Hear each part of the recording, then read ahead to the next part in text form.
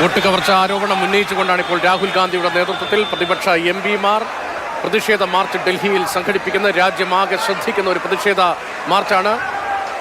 തിരഞ്ഞെടുപ്പ് സുതാര്യമല്ല എന്ന ആരോപണം നേരത്തെ ഒളിഞ്ഞും തെളിഞ്ഞുമൊക്കെ വന്നുവെങ്കിലും അക്കാര്യത്തിൽ വലിയ വിശ്വാസ്യതയുള്ള സംവിധാനമാണ് നമ്മുടേത് എന്നതായിരുന്നു പൊതുവിൽ ചർച്ച ചെയ്യപ്പെട്ടത്. ആരോപണങ്ങൾ ഉണ്ടാകുമ്പോഴും അക്കാര്യത്തിൽ പ്രശ്നം പരിഹരിച്ചുകൊണ്ട് കോടതികളിലേക്ക് എത്തി ചില കേസുകളിൽ പ്രത്യേകമായി പരിശോധനയൊക്കെ ഉണ്ടാകുന്നത് നമ്മൾ കണ്ടിട്ടുണ്ട് തിരഞ്ഞെടുപ്പ് കേസുകളുമായി ബന്ധപ്പെട്ട്. പക്ഷേ കഴിഞ്ഞ ലോക്സഭാ തെരഞ്ഞെടുപ്പിലെ BJPയുടെ ജയം അത് അട്ടിമറിയാണ് എന്നതാണ് കോൺഗ്രസിന്റെ ആരോപണം. പ്രിയങ്ക ഗാന്ധിയെ, രാഹുൽ ഗാന്ധിയെ ഉൾപ്പെടെ നമുക്ക് കാണാം. ഒപ്പം റഹീം ഉൾപ്പെടെയുള്ള കേരളത്തിലുള്ള എംപിമാരെയും കാണാം. രാഹുൽ ഗാന്ധിയുടെ നേതൃത്വത്തിലുള്ള പ്രതിപക്ഷ പ്രതിഷേധമാണ്. CPM ഉൾപ്പെടെയുള്ള കക്ഷികൾ പങ്കെടുക്കുന്നുണ്ട്. Congress, Samajwadi party, TMC, DMK, AAP, RJD, NCP, Sharad Pawar വിഭാഗം, ശരത് പവാർ നമ്മൾ ആ ദൃശ്യങ്ങളിൽ കണ്ടു, ശിവസേനയുടെ ഉദ്ധവ് താക്കറെ വിഭാഗം, നാഷണൽ കോൺഫറൻസ് തുടങ്ങി പ്രതിപക്ഷ കക്ഷികൾ അണിനിരക്കുകയാണ്. പ്രതിഷേധം അരങ്ങേറുകയാണ്. പോലീസുമായി തർക്കമുണ്ടാകുന്നു. വനിതാ എംപിമാർ ഉൾപ്പെടെയുള്ളവർ ബാരിക്കേഡ് മറികടക്കാൻ ശ്രമിക്കുകയാണ്. ഡൽഹിയിൽ നിന്നുള്ള ദൃശ്യങ്ങളാണ്, തത്സമയ ദൃശ്യങ്ങളാണ് മാതൃഭൂമി ന്യൂസിലൂടെ പ്രേക്ഷകർ കാണുന്നത്.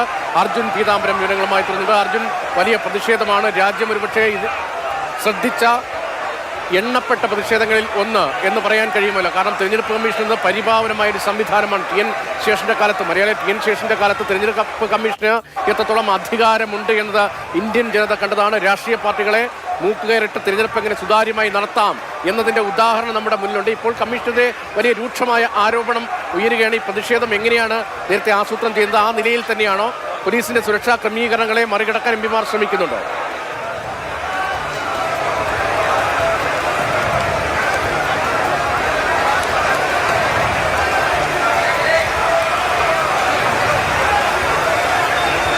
രതീഷ്, തീർച്ചയായിട്ടും രാജ്യം ശ്രദ്ധിക്കുന്ന ഒരു പ്രതിഷേധം എന്ന രീതിയിലേക്ക് തന്നെ ഇത് മാറിയിരിക്കുകയാണ്. രാജ്യത്തെ തന്നെ സാധാരണ ജനങ്ങളിലേക്ക് എത്തിച്ചേരുന്ന തലത്തിൽ അത്തരത്തിലുള്ള പ്രതിഷേധത്തിലേക്ക് എന്തായാലും ഇക്കാര്യങ്ങൾ പോയിരിക്കുകയാണ്. നോക്കൂ, വലിയ രീതിയിൽ തന്നെ പ്രതിഷേധം നടക്കുന്നുണ്ട്. അതായത് മുന്നോട്ട് പോകാൻ വേണ്ടിയിട്ടുള്ള ശ്രമങ്ങൾ തന്നെയാണ് എംപിമാരുടെ ഭാഗത്തു നിന്നും ഉണ്ടായിരിക്കുന്നത്. പക്ഷേ ബാരിക്കേഡുകൾ വെച്ച് ഒരു തരത്തിലും മുന്നോട്ട് ഈ ബാരിക്കേഡ് മറികടക്കാൻ അനുവദിക്കുന്നില്ല എംപിമാരെ. ചില എംപിമാർ അവിടെ നിരത്ത് കുത്തിയിരുന്ന് പ്രതിഷേധിക്കുന്നു. അവരെ തൂക്കിയെടുത്ത് മാറ്റാൻ വേണ്ടിയിട്ടുള്ള ശ്രമങ്ങൾ അർദ്ധസൈനിക വിഭാഗത്തിന്റെ ഭാഗത്തു നിന്നും അതുപോലെ തന്നെ ഡൽഹി പോലീസിന്റെ ഭാഗത്തു നിന്നും ഉണ്ടാകുന്നുണ്ട്. ബാരിക്കേഡ് മറികടക്കാൻ വേണ്ടിയിട്ടും ചില എംപിമാർ ശ്രമം നടത്തിക്കൊണ്ടിരിക്കുകയാണ്. എന്തായാലും മുന്നോട്ട് പോവുക എന്നുള്ള ഒരു തീരുമാനത്തിൽ നിന്നും എംപിമാർ ഒട്ടും പിന്നോട്ട് പോയിട്ടില്ല. എന്നാൽ മുന്നോട്ട് കടക്കാൻ അനുവദിക്കില്ല എന്ന നിലപാടിൽ തന്നെയാണ് ഡൽഹി പോലീസും ഉള്ളത്, അർദ്ധസൈനിക വിഭാഗമുള്ളത്. വലിയ തോതിൽ BSFന്റെ അടക്കം വിന്യാസം എന്തായാലും ഈ പാർലമെന്റിന് ചുറ്റും, ട്രാൻസ്പോർട്ട് ഭവന് ചുറ്റും എല്ലാം തന്നെ ഇപ്പോൾ കാണാൻ സാധിക്കുന്നുമുണ്ട്.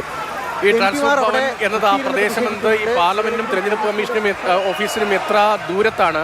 ഇപ്പോൾ പാർലമെന്റ് മന്ദിരവും തെരഞ്ഞെടുപ്പ് കമ്മീഷൻ ആസ്ഥാനവും തമ്മിൽ ഡൽഹിയിൽ അധിക ദൂരമില്ലാത്തതാണ്. അതേസമയം അതീവ സുരക്ഷാ മേഖലയാണ്. സർക്കാർ ഓഫീസുകൾ മാത്രമാണ് പൊതുവിൽ ആ മേഖലയിൽ ആകെയുള്ളത്. വലിയ സുരക്ഷാ ക്രമീകരണങ്ങൾ ഉള്ള സ്ഥലമാണ്. വേണ്ട അനുമതി തേടിയില്ല എന്ന ഡൽഹി പോലീസിന്റെ ഉൾപ്പെടെ പ്രതികരണങ്ങൾ നേരത്തെ അത്തരം വിവരങ്ങൾ ഉൾപ്പെടെ വന്നതാണ്. മാർച്ച് തടഞ്ഞ ഈ പ്രദേശം തെരഞ്ഞെടുപ്പ് കമ്മീഷൻ ഓഫീസിൽ നിന്ന് എത്ര ദൂരെയാണ്?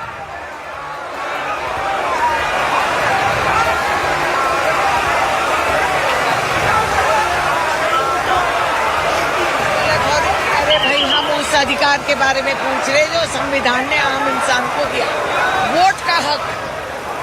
तो ഇലക്ഷൻ കമ്മീഷൻ ഓഫ് ഇന്ത്യക്ക് മുന്നിൽ ഇന്ത്യയുടെ പ്രതിപക്ഷ നേതാവ് രാഹുൽ ഗാന്ധിയുടെ ചോദ്യങ്ങൾ വളരെ പ്രസക്തമാണ്.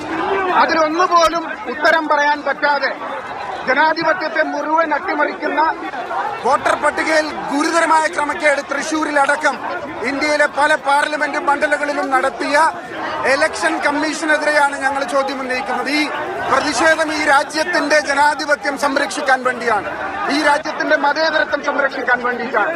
BJP ഈ തെരഞ്ഞെടുപ്പിനെ അട്ടിമറിച്ചു എന്നുള്ളത് രാഹുൽ ഗാന്ധിയുടെ പത്രസമ്മേളനത്തോടുകൂടി നിങ്ങൾക്ക് ബോധ്യപ്പെട്ടിരിക്കുകയാണ്.